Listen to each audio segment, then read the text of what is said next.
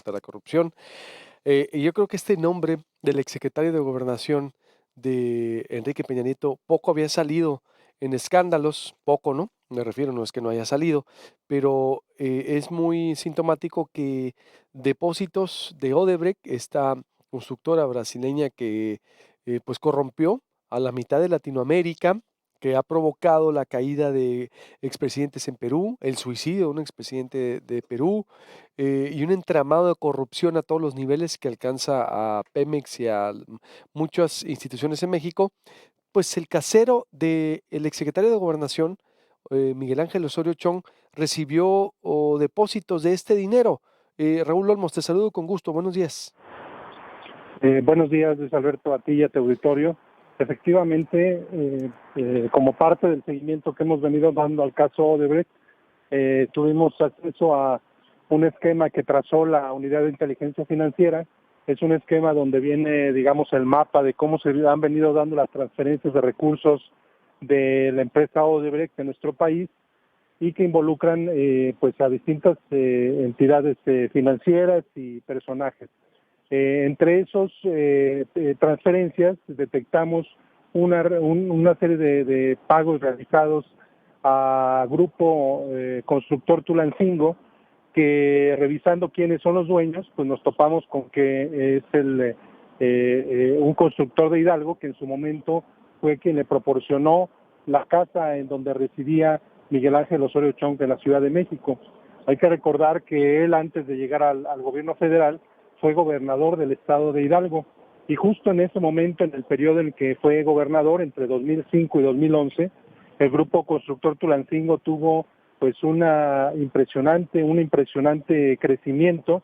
Recibió al menos 1.700 millones de pesos en contratos públicos del gobierno de Hidalgo, y cuando Miguel Ángel Osorio Chong deja la gubernatura, se muda a la Ciudad de México y llega a residir justo a una vivienda, a un inmueble ubicado en Bosques de las Lomas, que pertenecía al dueño del Grupo Constructor Tulancingo, es decir, el nuevo funcionario federal, Osorio Chong, en ese momento, se mudó a la que era la casa de uno de sus contratistas. Cuando se publicó esto en el 2015 en la revista Proceso, él justificó que esta vivienda no le pertenecía, sino que la rentaba. Pero la peculiaridad, Luis Alberto, es que él jamás mostró el contrato de arrendamiento, jamás dijo cuánto era lo que le pagaba de supuesto arrendamiento al constructor, y esto pues abre muchas suspicacias de si no habrá sido un tráfico de influencias, pago de favores, etcétera, ¿no? Lo novedoso de toda esta trama es que cuando se dieron los contratos de Odebrecht en nuestro país, resulta que uno de los subcontratos que se le otorgaron fue a favor de Grupo Constructor Tulancingo. Es decir, Grupo Constructor Tulancingo, propiedad del casero de Osorio Chong, pues resultó beneficiado con las obras asignadas, por lo menos una de las obras asignadas a Odebrecht en nuestro país, y además se trata de la obra emblemática de la corrupción, que es la refinería de Tula, donde se asignó la obra mediante sobornos. La refinería de Tula. ¿Y cuánto se le dio a Grupo Constructor Tulancingo? Perdón, no te escuché. ¿Cuánto dinero se le dio a Grupo Constructor Tulancingo? El monto no lo conozco porque el esquema que yo revisé solamente viene las líneas de vínculos, pero no precisa monto. Solamente se detectó que hubo transferencias de parte directamente de Odebrecht hacia el Grupo Constructor Tulancingo, y que la autoridad infiere que se trata de estos subcontratos otorgados en la refinería de Tula. ¿Cuántos más están involucrados con Depósitos de Odebrecht en el gobierno de Peña Nieto? No sé si los tengamos ahí en la mano, porque también hasta Morelia, recuerdo a Michoacán perdió un salpicó. ¿Cuántos más de Peña Nieto, Raúl? Bueno, contratos asignados en el periodo de Peña Nieto son el contrato de la refinería de Tula. Ahí fueron 2 contratos, no solo fue uno, fueron 2.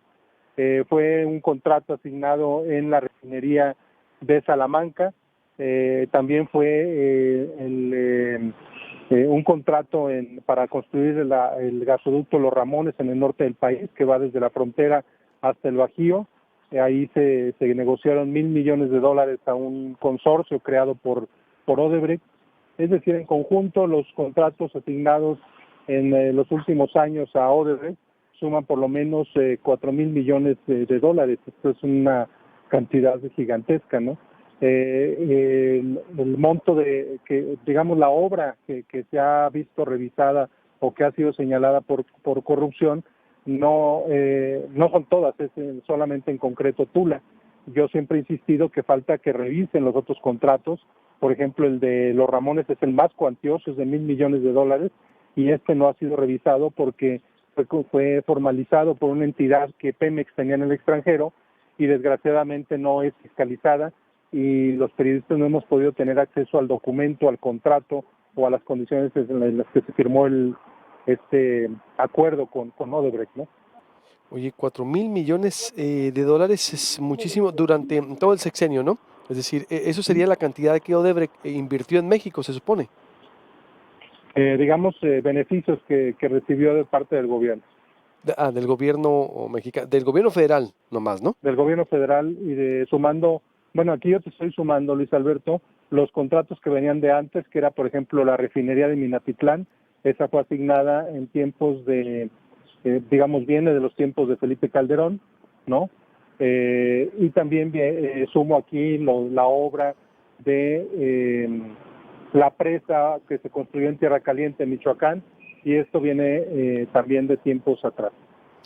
Uf, vaya despilfarro.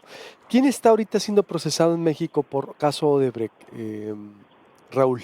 Por ejemplo, bueno, obvio, el Bueno, exdirector de Pemex lo alcanza también eso, ¿no? Obvio, ¿no?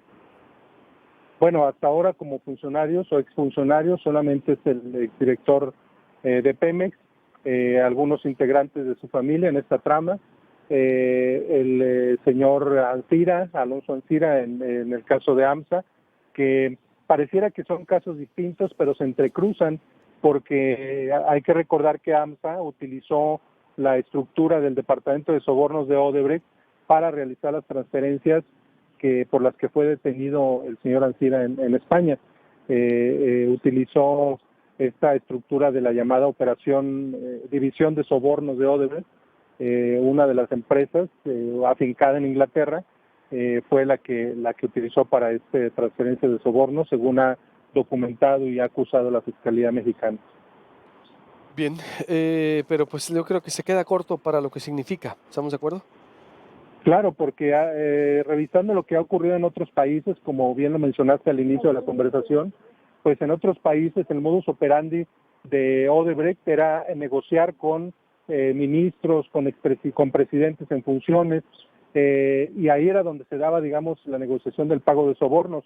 Es por eso que en otros países se ha involucrado y han caído mandatarios, ¿no? En el caso de Perú, pues por lo menos son 4 expresidentes los involucrados en la trama de corrupción. En Brasil ni se diga, también han caído ministros, expresidentes, legisladores también involucrados.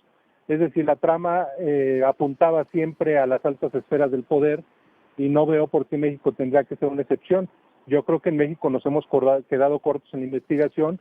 Esto viene la investigación viene desde enero de 2017 y apenas estamos viendo pues que se está dando resultados, ¿no?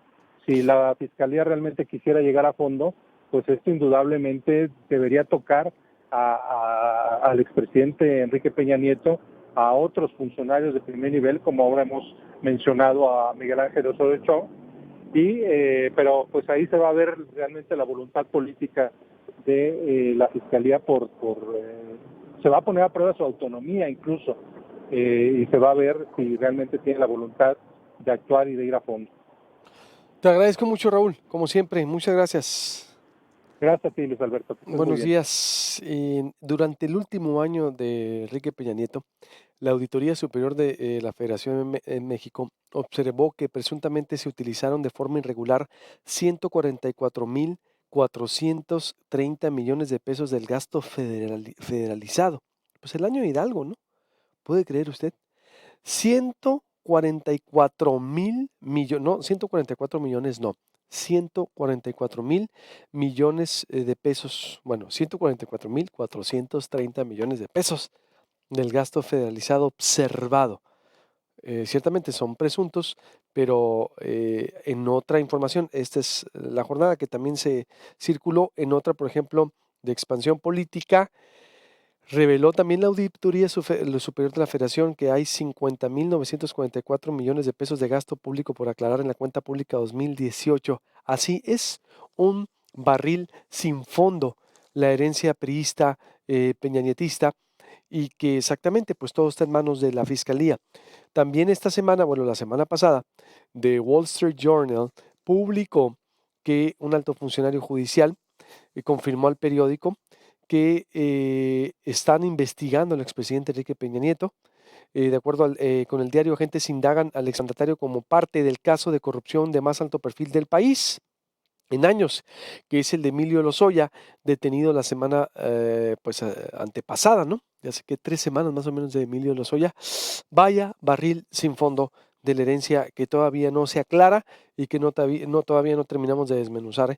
Le recuerdo, suscríbase al canal de YouTube, usted nos puede ver desde su casa, desde su oficina, desde las 6:30 de la mañana comenzamos y usted puede vernos, tiene pantalla plana, ahí en YouTube, se va a YouTube, le pone Proyecto Puente, tiene tablet, se le pone Proyecto Puente y también usted nos puede ver desde las 6:30 de la mañana, hora Hermosillo. Tiene iPhone en la Apple Store, tiene Android en Google Play, también nos puede ver usted en cualquier lugar, se va a mover desde su casa, a través del carro, en el sistema Bluetooth nos puede ver. Tiene Facebook, por supuesto en Facebook también. ¿Qué opina de los temas, de las denuncias que nos quiera hacer? 6622-211136. Nos puede mandar mensaje de voz. Por supuesto, en el portal de mayor impacto en Sonora, proyectopuente.com.mx. La pregunta de hoy, ¿cree usted que Sonora es un estado machista? Puede mandarme mensaje de voz 6622-211136 y participe también. Volvemos.